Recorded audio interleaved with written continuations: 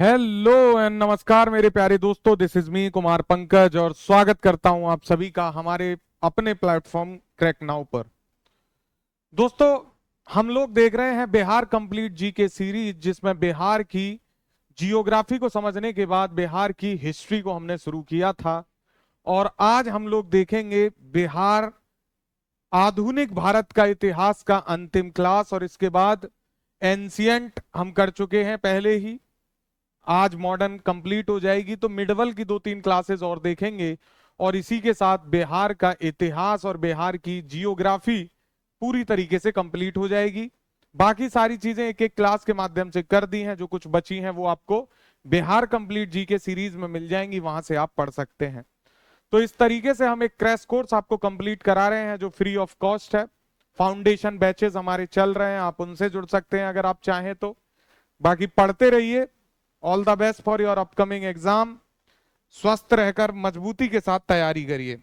शुरू करते हैं दोस्तों आज की क्लास, और इसमें हम पढ़ेंगे स्वतंत्र भारत का उदय किस तरीके से हुआ। तो स्वतंत्र भारत का उदय होने के क्रम में कई सारे कुछ चरण हुए, जिनमें कैबिनेट मिशन से क्वेश्चन बिहार में पूछता है, अंतरिम सरकार के गठन से पूछता है, फिर बात आती है बिहार के गठन से। तो स्वतंत्र भारत का उदय, या आप इसको कहते हैं भारत की स्वतंत्रता या सत्ता हस्तांतरण, किस क्रम में हुई। तो दोस्तों समझना पड़ेगा आपको कुछ चीजों को।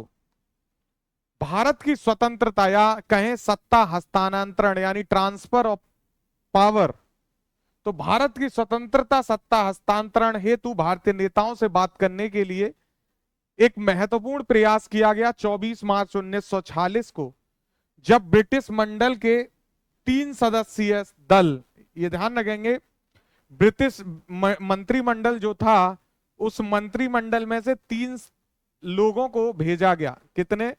3 लोगों का जो है ये एक दल आया भारत, जिन्होंने अपनी बातें रखी और समझने का प्रयास किया कि किस तरीके से सत्ता हस्तांतरण भारत में किया जा सकता है, यानी अंग्रेजों से भारत को किस प्रकार से सत्ता परिवर्तित की जाए जिससे आसानी हो सत्ता के हस्तांतरण में।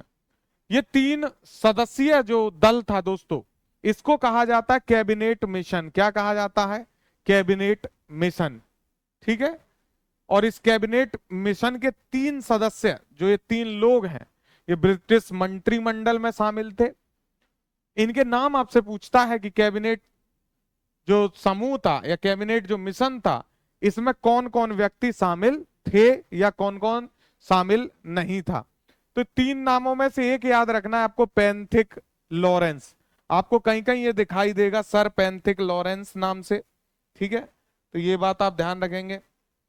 एक है पैंथिक लॉरेंस, दूसरे हैं स्टैफोर्ड क्रिप्स, और तीसरे हैं एबी अलेक्जेंडर। ठीक है, ये 3 नाम है जो आपको ध्यान रखने कैबिनेट मिशन से। Pethick Lawrence, Stafford Cripps, A B Alexander. ये जो स्टैफोर्ड क्रिप्स हैं, ये आपको क्रिप्स मिशन में भी दिखाई देते हैं। इन्हीं के नाम पर क्रिप्स मिशन का नाम रखा गया, स्टैफोर्ड क्रिप्स के। तो ये दोनों में है, स्टैफोर्ड क्रिप्स, क्रिप्स मिशन में भी और कैबिनेट मिशन में भी। सर पैंथिक लॉरेंस हैं और एबी अलेक्जेंडर हैं, ये 3 लोग भारत आए। इन्होंने अपने प्रस्ताव रखे। हालांकि इनके प्रस्तावों पर आम सहमति नहीं बन पाई, तो इसका कोई अल्टीमेट रिजल्ट नहीं निकला कैबिनेट मिशन का। लेकिन ये इंपॉर्टेंट है, क्योंकि भारत की स्वतंत्रता के लिए ये एक अच्छा प्रयास, या जिसको कहें जिन्युइन प्रयास, ब्रिटिश मंत्रिमंडल ने या ब्रिटिश सरकार ने किया है। डेट क्या है? 24 मार्च 1946। ये भी आपको याद रखना है। तो हमने देखा कि स्वतंत्र भारत के उदय के लिए एक अच्छा प्रयास जो है वो है कैबिनेट मिशन। इसका उद्देश्य क्या है? तो उद्देश्य है भारत की स्वतंत्रता हेतु या भारत के लिए सत्ता हस्तांतरण, इस मिशन का उद्देश्य था। कब आया? 24 मार्च 1946 को। कौन कौन इसमें शामिल था? तो ब्रिटिश मंत्रिमंडल के 3 सदस्य इसमें शामिल थे, जिनका नाम है sir Stafford Cripps, Pethick Lawrence और एबी अलेक्जेंडर। इन्होंने अपने बातें रखी, प्रस्ताव प्रस्तुत किए। हालांकि भारतीय जनता को ये प्रस्ताव समझ में नहीं आए, तो इन पर आम सहमति नहीं बन पाई। मुस्लिम लीग कुछ और चाहती थी, इंडियन नेशनल कांग्रेस कुछ और चाहती थी, भारतीय रियासतें कुछ और चाहती थी, तो वो आम सहमति न बन पाने के कारण ये सफल नहीं हो सका। वर्ष 1946 में देश में फिर चुनाव कराए गए, आम चुनाव हुए इसके बाद, और इन आम चुनावों के बाद 12 सितंबर 1946 को कांग्रेस द्वारा अंतरिम सरकार का गठन किया गया। ये डेट याद रखेंगे, अंतरिम सरकार का गठन कब किया गया है, तो ये किया गया 12 सितंबर 1946 को। और इसी समय भारतीय संविधान के निर्माण के लिए संविधान सभा का गठन भी किया गया। और 9 दिसंबर 1946, ये डेट याद रखेंगे दोस्तों, बड़ी इंपॉर्टेंट है ये डेट, 9 दिसंबर 1946, इस दिन भारतीय संविधान सभा के अस्थायी जो अध्यक्ष हैं उनको चुना गया, जो सिर्फ 2 दिन के लिए अध्यक्ष रहे। इनका नाम है डॉक्टर सच्चिदानंद सिन्हा। क्योंकि ये बड़े थे, वरिष्ठ थे, इसलिए इनको अस्थायी अध्यक्ष चुन लिया गया कि जब तक कोई स्थायी अध्यक्ष का चुनाव नहीं होता तब तक डॉक्टर सच्चिदानंद सिन्हा जो है ये अध्यक्षता करेंगे। फिर 11 तारीख को ही, यानी 2 दिन बाद, 11 दिसंबर 1946 को दोस्तों डॉक्टर राजेंद्र प्रसाद को स्थायी अध्यक्ष चुन लिया गया इस सभा का, और सच्चिदानंद सिन्हा जी का जो अस्थायी पद था वो खत्म हो गया। तो यहां से आपसे 3 क्वेश्चन पूछता है अंतरिम सरकार के गठन से संबंधित। चुनाव कब हुए, तो 12 सितंबर 1946 को अंतिम सरकार का गठन किया गया इस दिन 12 सितंबर 1946 को। संविधान सभा का निर्माण हुआ इसी समय, और 9 दिसंबर 1946 को डॉक्टर सच्चिदानंद सिन्हा को अस्थायी अध्यक्ष जो है चुना गया। फिर 2 दिन बाद 11 दिसंबर 1946 को डॉक्टर राजेंद्र प्रसाद को इस सभा के स्थायी अध्यक्ष चुना गया। और क्योंकि ये बिहार से हैं तो यहां से बिहार से क्वेश्चन बहुत पूछता है बीपीएससी में।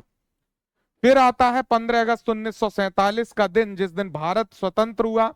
और भारत की स्वतंत्रता के बाद, क्योंकि हम पढ़ रहे हैं बिहार स्पेशल, तो ध्यान रखना है जयराम दौलतराम जी का नाम, ये बने बिहार के पहले राज्यपाल, गवर्नर ऑफ बिहार।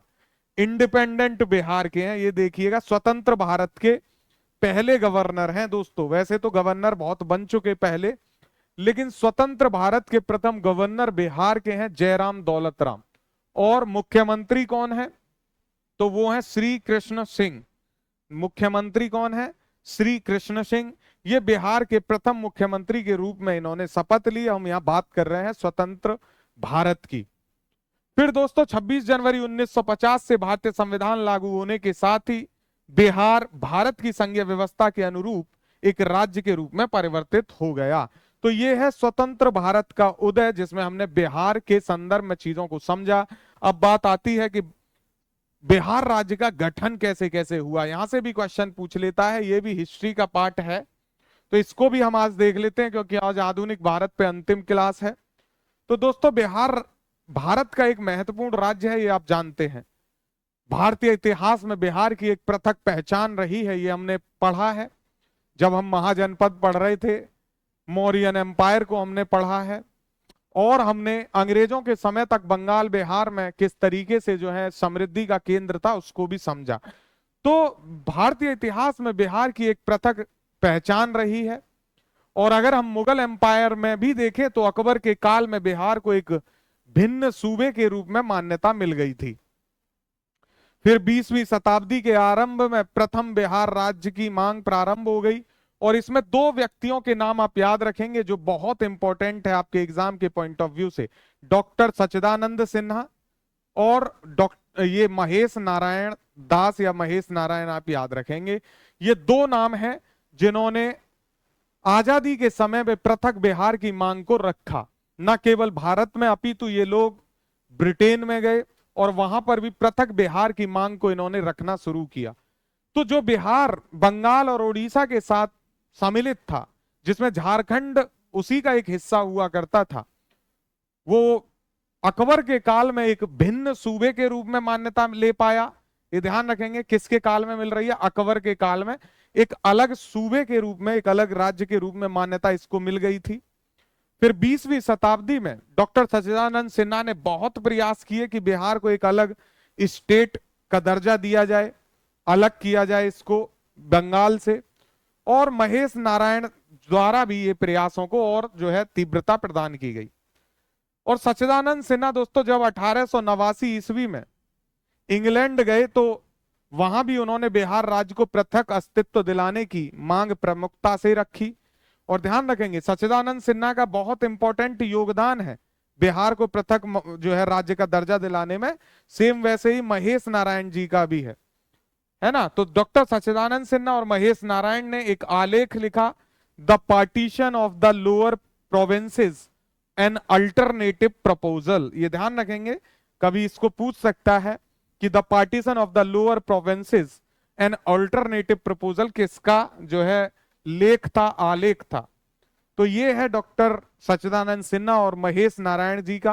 किस चीज से संबंधित है, तो पृथक बिहार की मांग को लेकर ये लेख लिख रहे हैं और इंग्लैंड में ये ऐसा कर रहे हैं इस आलेख के माध्यम से। फिर बात आती है 1894 की। उस समय उपराज्यपाल थे सर चार्ल्स इलियट। ये ध्यान रखेंगे, पूछ लेता है कौन उपराज्यपाल था, लेफ्टिनेंट गवर्नर चार्ल्स इलियट।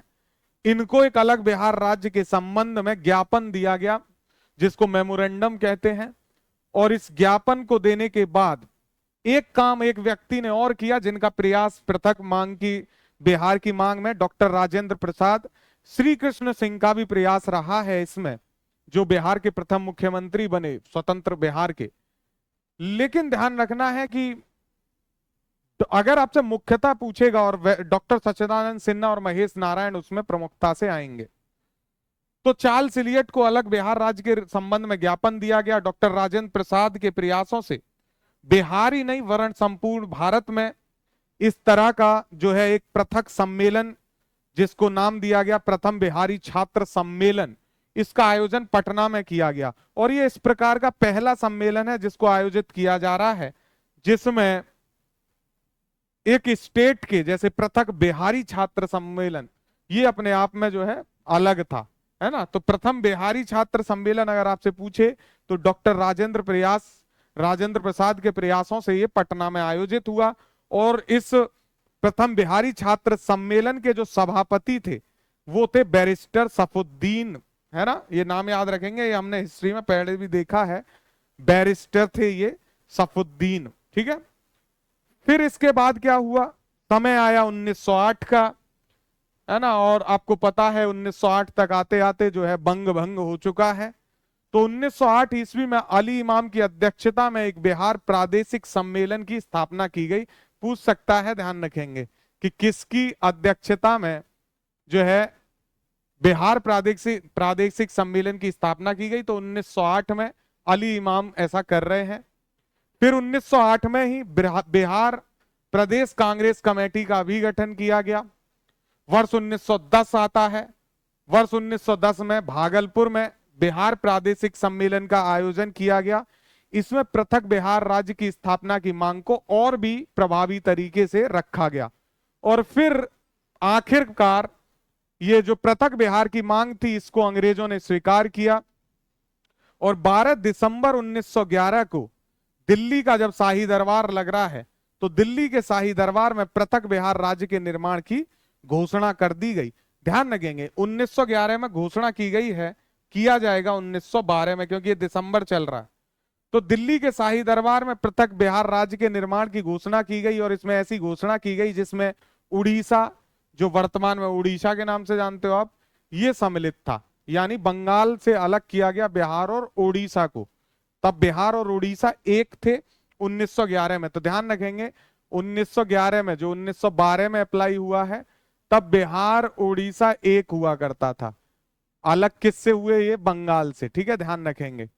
अभी ये मैं आपको बताऊंगा मैं क्यों बता रहा हूं ये सब चीजें। तो इस चीज पे इंप्लीमेंटेशन किया गया। 1 अप्रैल 1912 को स्वतंत्र प्रांत के रूप में बिहार स्थापित हुआ। बिहार और उड़ीसा एक है, अभी उड़ीसा अलग नहीं हुआ है। फिर दोस्तों समय आता है 1936 का। और 1936 में बिहार का प्रशासनिक स्वरूप बदल गया और बिहार से उड़ीसा को अलग कर स्वतंत्र राज्य में स्थापित कर दिया गया। यानी 1936 में बिहार एक अलग राज्य हो गया और उड़ीसा एक अलग राज्य हो गया, ठीक है। ये भी ध्यान रखेंगे। फिर इसके बाद 15 नवंबर 2000 का दिन आया और इस दिन एक बार और विभाजन हुआ बिहार का, और 2000 में झारखंड एक अलग राज्य बन गया और बिहार एक अलग राज्य बन गया। तो इस तरीके से आप तीन चीजें याद रखेंगे। 1912 में बिहार और उड़ीसा एक राज्य बंगाल से अलग हो रहे हैं। 1936 में बिहार और उड़ीसा अलग हो रहे हैं, और 2000 में बिहार से झारखंड टूट के बन रहा है। तो इस तरीके से 3 बार जो है इनका अलग अलग विभाजन होता है, और इस तरीके से बिहार का गठन होता है। एक चीज ध्यान देने वाली यह है कि बिहार दिवस मनाया जाता है 22 मार्च को। दोस्तों यहां आप डेट 22 मार्च कहीं नहीं देख रहे हैं, लेकिन असल में जो 12 दिसंबर 1911 को दिल्ली के शाही दरबार में पृथक बिहार राज्य के निर्माण की बात की गई है, इसको जो है रूप दिया गया 22 मार्च को। तो इस दिन यानी 22 मार्च को 1912 में बिहार और उड़ीसा को बंगाल प्रेसिडेंसी से अलग करके अलग अलग राज्यों के रूप में बनाया गया था, इसलिए 22 मार्च को मनाया जाता है बिहार दिवस। यहां पे 1 अप्रैल को स्वतंत्र राज्य प्रांत के रूप में बिहार पृथक हो रहा है, वो डॉक्यूमेंटेशन का मामला है। लेकिन ये जो योजना है इसको प्रभावी किया गया 22 मार्च से, तो इसलिए 22 मार्च का बहुत महत्व है बिहार में। और माना जाता है कि उड़ीसा और बंगाल प्रेसिडेंसी से अलग बिहार हो रहा है ना, बिहार और उड़ीसा 22 मार्च है ना ये। तो ये इसलिए इस दिन को मनाया जाता है बिहार दिवस के रूप में। ध्यान रहेगा, ये इंपॉर्टेंट आपसे पूछेगा बिहार को बिहार दिवस के रूप में कब मनाया जाता है। तो ये था एक छोटा सा क्लास जिसमें हमने पूरी इन सभी चीजों को समझा, बिहार का गठन तक हम पहुंच गए। बिहार के गठन के बाद फिर हमने जियोग्राफी में मैपिंग पढ़ा बिहार का, झारखंड के साथ सीमा साझा करने वाले राज्य, बिहार के साथ जो है उत्तर प्रदेश के साथ सीमा साझा करने वाले राज्य, नेपाल के साथ, बंगाल के साथ ट्रिक को हमने देखा कि जो है यूपी वाली गोरी सीधी सादी भोली बात करे और रोती जाए, ये वो हैं जो यूपी यानी उत्तर प्रदेश से सीमा साझा करते हैं। झारखंड की मैंने ट्रिक बताई आपको इसी तरीके से, बंगाल की बताई किसन रहे बंगाल ना पूर्णिया ना कटिहार, है ना। उत्तर नेपाल के साथ सीमा साझा करने वाले राज्य बताए PPSMS AK यानी पश्चिमी चंपारण, पूर्वी चंपारण, सीतामढ़ी, मधुबनी, सुपौल, अररिया, किशनगंज। तो ये ट्रिक के माध्यम से मैंने जियोग्राफी को पढ़ाया है, आप उसको पढ़िए। इसके बाद 3 क्लासेस और आएंगी ऑलमोस्ट, जिससे हम मिडाइवल हिस्ट्री को कवर कर लेंगे। और ऐसा करने के पीछे क्या वजह है, क्योंकि आप लोगों ने कहा कि मॉडर्न से ज्यादा क्वेश्चन आते हैं और BPSC TRE एग्जाम पास था तो मॉडर्न को पहले कराया गया। आप लोग क्रैक नाउ पे नए हैं तो हमें सब्सक्राइब करिए। आपको हमारे फाउंडेशन कोर्स, टेस्ट सीरीज या फिर किसी और प्रोग्राम से जुड़ना है, क्रैश कोर्स जो ऑनलाइन ऑफलाइन दोनों है, हमारा खुद का ऐप है, तो उससे संबंधित जानकारी के लिए आप इस नंबर पे मैसेज करिए 9718901301। इस पे मैसेज कर सकते हैं। हमारा ऐप भी है, ऐप पे जाने के लिए आप प्ले स्टोर पे लिखेंगे जो है क्रैक नाउ, और वहां पर ये वाला लोगो मिलेगा, इसको इंस्टॉल कर लीजिए। अपनी जीमेल आईडी या मोबाइल नंबर से आप लॉगिन करिए, पासवर्ड बनाइए अपना, और आप वहां फ्री एक्सेस ले सकते हैं। बहुत सारी PDF मिल जाएंगी आपको, फ्री क्लासेस मिलेंगी और भी मटेरियल्स वहां आपको मिलेगा। बाकी पढ़ते रहिए, स्वस्थ रहिए। All the best for your exam. Have a great day ahead. जय हिंद।